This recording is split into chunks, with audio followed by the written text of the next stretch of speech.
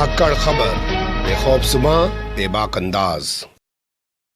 धाकड़ खबर के news room से मैं आपके साथ हूं अकरम रईस खान। कुछ चीजों को लेकर विवाद हो सकता है, लेकिन कुछ चीजों को लेकर विवाद पैदा किया जा रहा है और हर विवाद को हिंदू मुस्लिम का रंग दिया जा रहा है। लगता है भारतीय जनता पार्टी का विकास मॉडल पूरी तरह फ्लॉप साबित हो चुका है, इसलिए उसको लग रहा है कि जब तक वो सांप्रदायिक रंग नहीं देगी तमाम चीज़ों को, तब तक वो उत्तर प्रदेश में सत्ता हासिल नहीं कर पाएगी। और अगर उत्तर प्रदेश की सत्ता वो हासिल नहीं कर पाएगी तो 2024 में दिल्ली का जो रास्ता उत्तर प्रदेश से जाता है वो उसके लिए बहुत मुश्किल हो जाएगा। इसलिए हर चीज़ को अब हिंदू मुस्लिम का रंग दिया जा रहा है, नफरत फैलाई जा रही है। ताज़ा मामला निकल के आ रहा है देश के पूर्व विदेश मंत्री सलमान खुर्शीद की किताब को लेकर। उन्होंने सनराइज ओवर अयोध्या के नाम से किताब लिखी। उस किताब को लेकर जमकर बवाल हो रहा है, लेकिन कल जो तस्वीर उत्तर प्रदेश से उभर के आई वो तो और भयानक थी। भाजपा और कांग्रेस के कार्यकर्ता आमने सामने आ गए, भिड़ंत हो गई। वो उधर से नारेबाजी करने लगे, ये इधर से नारेबाजी करने लगे और धरना प्रदर्शन हंगामा बवाल हुआ। इसके अलावा मंत्रियों के स्तर पर, नेताओं के स्तर पर भी बहुत कुछ किया जा रहा है। अदालतों का भी दरवाजा इस पूरे मामले को लेकर खटखटाया जा रहा है। कैसे कैसे चीजें उभर रही हैं, सबसे पहले इटावा की तस्वीर से रूबरू हो जाइए, फिर आगे आपको कुछ और बताऊंगा। देखिए, कल इटावा में भारतीय जनता पार्टी के लोगों ने सलमान खुर्शीद की एक शव यात्रा तैयार की और शव यात्रा तैयार करने के बाद पुतला दहन की उनकी योजना थी। जानकारी मिलने के बाद कांग्रेस के कार्यकर्ता भी मौके पर पहुंच गए और वहां आपस में उनकी भिड़ंत हो गई। देख लीजिए।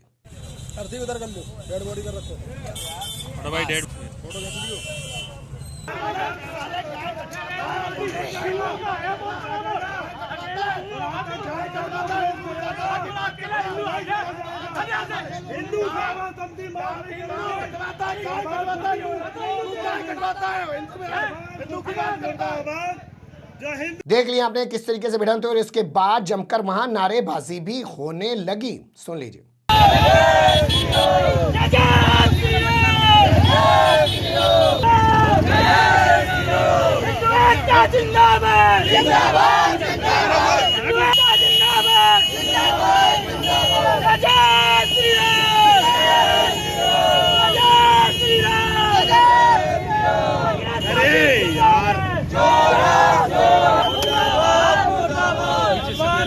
कांग्रेस पार्टी सनातन धर्म की विरोधी है। इसके बाद यहाँ कांग्रेस के जो नेता हैं वो किस तरीके से बयान दे रहे हैं, धरना प्रदर्शन कर रहे हैं, उनकी ज़बानी सुन लीजिए। नरेंद्र मोदी मुर्दाबाद, मुर्दाबाद, मुर्दाबाद। नरेंद्र मोदी मुर्दाबाद, मुर्दाबाद, मुर्दाबाद। नरेंद्र मोदी हुआ यहाँ पर। हमारी आज भारत के प्रथम प्रधानमंत्री पंडित जवाहरलाल नेहरू जी की जयंती है। हम लोग जयंती मना रहे थे, हम लोग विचार गोष्ठी कर रहे थे और तभी आकर के यहाँ पर ये पता नहीं कौन प्रदीप शर्मा है, हिंदुत्ववादी नेता बनता है, अपने आप को कहता है, यहाँ पर सलमान जी का लेकर के पुतला और चैलेंज के साथ कहता है कि कांग्रेसी आ जाए, चैलेंज करता है और यहाँ पर पुतला फूंकने का काम कर रहा था। जब हम लोग कहीं पुतले की बात करते हैं तो यही प्रशासन ये भारतीय जनता पार्टी के इशारे पर हम लोगों पर मुकदमा दायर करता है और आज यहाँ पर कोई प्रशासन का कोई नहीं आया। जब झगड़े की नौबत आई तब यहाँ पर आ गए। एलआईयू क्या वो पूरे भारतीय जनता पार्टी के इशारे पे काम हो रहा है? एलआईयू ने बताया, लेकिन भारतीय जनता पार्टी के इशारे पे वहाँ कोई नहीं जाएगा। यहाँ पर ये निश्चित रूप से ये यहाँ पर करके ये दिखा रहे थे कि कांग्रेस के हमने दफ्तर के सामने पुतला फूंकने का काम किया। इस तरह का काम करना चाहते थे, यहाँ पर दिखाना चाहते थे। आज कंगना रनावत तो इस तरह का बयान देती है, उस पर एक शब्द नहीं बोल पाते हैं। जो आज़ादी में इतने लोगों ने की जान की आहुति दी और आज़ादी तब मिली हमको, और वो आज़ादी पर इस तरह से सवाल उठाते हैं। तो ये झगड़े की नौबत, मारपीट की किस लेवल पे? भाई, मैं झगड़े की नौबत नहीं थी। मैंने यहाँ मना किया, वो गाली देने लगा।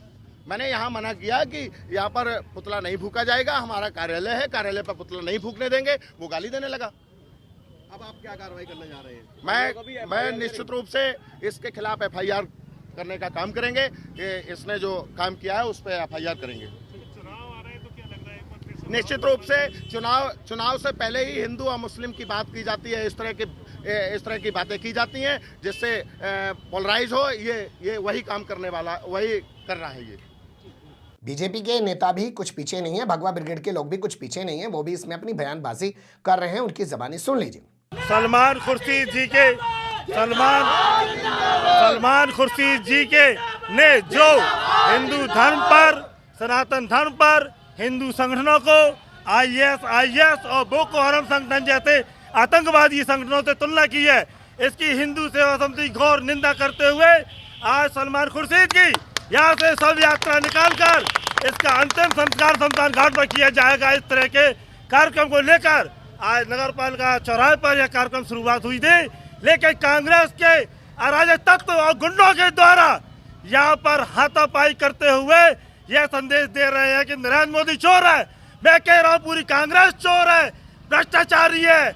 यह इस्लाम धर्म को लाने की साजिश रची जा रही है। कांग्रेस पार्टी इस्लाम धर्म को लाने के लिए अपने नेताओं के द्वारा ऐसे उल-बजुल बयान दे रही है जिससे सनातन धर्म के लोगों को भावनाओं को ठेस पहुंचे और इस्लाम धर्म के लोगों को बहुत खुशी हो और वो खुश होकर कांग्रेस पार्टी वोट करे। इस तरह की तुच्छ मानसिकता के साथ कांग्रेस पार्टी काम कर रही है। लेकिन जब तक आरएसएस, विश्व हिंदू परिषद, हिंदू सेवा समिति जैसे संगठन हिंदूवादी रहेंगे तब तक इनके मंसूबे कभी पूरे नहीं हो सकते। यह हिंदू राष्ट्र बनेगा, यह हिंदुस्तान है। हिंदुस्तान में जय श्री राम का नारा गूंजेगा और इन कांग्रेसियों का तो अंत पब्लिक पहले ही कर चुकी है। लेकिन आज के इस तरह के तांडव से यह साबित हो गया है कांग्रेस पार्टी चोर है और यह सनातन धर्म को खत्म करने के लिए, इस्लाम धर्म को मजबूती देने के लिए यह सनातन धर्म का मजाक बना रही है और इस तरह के स्टेटमेंट दे रही है। जिस तरह से जो अयोध्या पर एक किताब लिखी सनराइज ओवर, अयोध्या धर्म से जो किताब का विमोचन किया गया है उसमें स्पष्ट रूप से यह कहा गया है कि जितने भी हिंदू संगठन या आतंकवादी हैं, इसका हिंदू सेवा समिति, सभी सनातन धर्म के प्रेमी, सभी सनातन धर्म के अनुयायी इसकी घोर निंदा करते हैं। और इसके लिए आज इंस्पेक्टर साहब से ही बात हुई है, उन्होंने कहा, आश्वासन दिया है कि आप इनके खिलाफ एफआईआर दर्ज कराइए, रोड पर प्रदर्शन मत करिए। लेकिन मैं कहता हूँ जहाँ कांग्रेस पार्टी लोकतंत्र की बात करती है, आज वो शव यात्रा और सलमान खुर्शीद के हम लोग जो कार्य कर रहे थे उसके विरोध का प्रदर्शन भी नहीं होने दिया।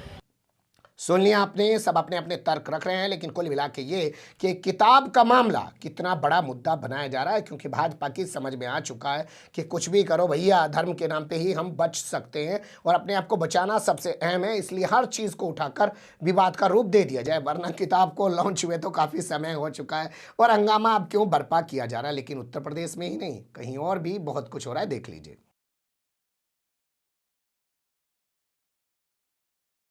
ये चेहरा देखिए, ये हैं नरोत्तम मिश्रा। मूल रूप से उत्तर प्रदेश के कानपुर के रहने वाले हैं, वर्तमान समय में मध्य प्रदेश के होम मिनिस्टर यानी कि गृह मंत्री हैं। इनका वर्तमान समय के जो सीएम यानी कि मुख्यमंत्री हैं शिवराज सिंह चौहान, 36 का आंकड़ा चल रहा है। ये एक ब्राह्मण नेता भी हैं। खबरें यहां तक चल रही हैं कि बीजेपी शिवराज चौहान को हटाकर इनको मुख्यमंत्री बना सकती है और उत्तर प्रदेश में ब्राह्मणों के अंदर बीजेपी के प्रति जो गुस्सा व्याप्त है उसको दूर कर सकती है। इसलिए इनके हौसले बेहद बुलंद हैं और ये एक सीएम की तरह वहां काम कर रहे हैं। तभी तो आपने देखा होगा शिवराज सिंह चौहान भी काफी बौखलाए हुए हैं अपने आप को बचाने के लिए।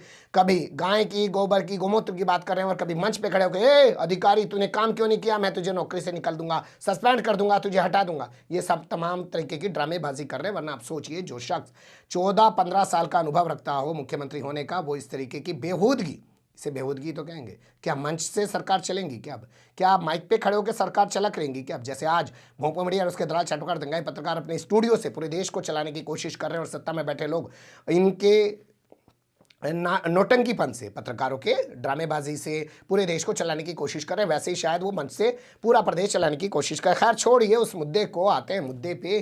तो नरोत्तम मिश्रा ने कहा कि किताब को बैन कर दिया जाएगा, मध्य प्रदेश में किताब नहीं बिकने दी जाएगी। इस पूरे मामले को लेकर मध्य प्रदेश की अदालतों में भी पिटीशन दाखिल की गई है, किताब को बैन करने की मांग की गई है। इसके अलावा दिल्ली पर नजर डालें तो दिल्ली हाईकोर्ट में भी एक अर्जी दाखिल की गई है और सलमान खुर्शीद की इस किताब को बैन करने की बात कही जा रही है, मांग कही जा रही है। इसके अलावा खबरें आ रही हैं देश भर के कई राज्यों में, यहाँ एफआईआर, वहाँ एफआईआर, वहाँ एफआईआर, यहाँ एफआईआर की जा रही है और लग ऐसा रहा है कि सलमान खुर्शीद की इस किताब से ही सारा बखेड़ा जो है खड़ा हो गया है और जब तक ये किताब बैन नहीं होगी बखेड़ा दूर नहीं होगा। और इसी से तमाम समस्याएं जो है वो खड़ी हो गई हैं और उन्हीं समस्याओं का समाधान जो है इस किताब को बैन करना। लेकिन लग ये रहा है कि इसी किताब की वजह से सारा बखेड़ा खड़ा हुआ है। जैसे इस किताब को बैन कर दिया जाएगा तमाम बखेड़ा खत्म हो जाए, लेकिन सच्चाई आपको जाननी पड़ेगी, समझनी पड़ेगी। उत्तर प्रदेश चुनाव है, कोई भी ऐसा मौका नहीं छोड़ना चाहते हैं जिसके जरिए सांप्रदायिक सौहार्द